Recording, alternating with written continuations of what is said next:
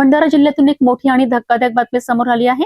अंमली पदार्थांच्या तस्करी विरोधात साकोली पोलिसांनी मोठी कारवाई करत तब्बल 115 किलोहून अधिक गांजा जप्त केला आहे। या कारवाईत 1,14,78,000 रुपयांचा मुद्देमाल हस्तगत करण्यात आला असून 2 आरोपींना अटक करण्यात आली आहे। राष्ट्रीय महामार्गावर सुरू असलेल्या या आंतरराज्य तस्करीच्या रॅकेटचा आता पोलिसांकडून सखोल तपास सुरू आहे। भंडारा जिल्ह्यातील साकोली पोलिसांनी अंमली पदार्थांच्या तस्करांविरोधात मोठी धडक कारवाई करत आंतरराज्यीय गांजा तस्करी रॅकेटला जबरदस्त धक्का दिला आहे। गोपनीय माहितीच्या आधारे पोलिसांनी शेंदूर वाफा टोलनाक्यावर सापळा रचून पश्चिम बंगाल क्रमांकाच्या ट्रकला अडकविलेत। पंचासमक्ष तपासणी केली असता ट्रकमध्ये लपवून ठेवलेला 115 किलो 560 ग्रॅम गांजा आढळून आला। या कारवाईत गांजा आणि ट्रक असा एकूण 1,14,78,000 रुपयांचा मुद्देमाल जप्त करण्यात आलाय।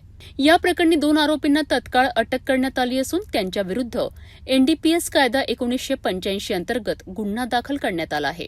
पोलीस आता या तस्करी मागील मुख्य सूत्रधार कोण, गांजा कुठून आणला गेला आणि तो कुठे पोहोचविला जाणार होता याचा तपास करीत आहेत। ही संपूर्ण कारवाई पोलीस अधीक्षक नुरुल हसन, अप्पर पोलीस अधीक्षक निलेश मोरे, उपविभागीय पोलीस अधिकारी शिवम विसापुरे यांच्या मार्गदर्शनाखाली पोलीस निरीक्षक महादेव आचरेकर आणि त्यांच्या पथकाने यशस्वीरित्या पार पाडली आहे। या कारवाईमुळे अंमली पदार्थांच्या तस्करी करणाऱ्या टोळ्यांना मोठा इशारा मिळाला असून जिल्ह्यातील गुन्हेगारांविरोधातील ही अत्यंत महत्त्वाची कारवाई मानली जात आहे। साकोली पोलिसांच्या या धडक कारवाईमुळे आंतरराज्यीय अंमली पदार्थ तस्करींच्या रॅकेटला मोठा धक्का बसला आहे।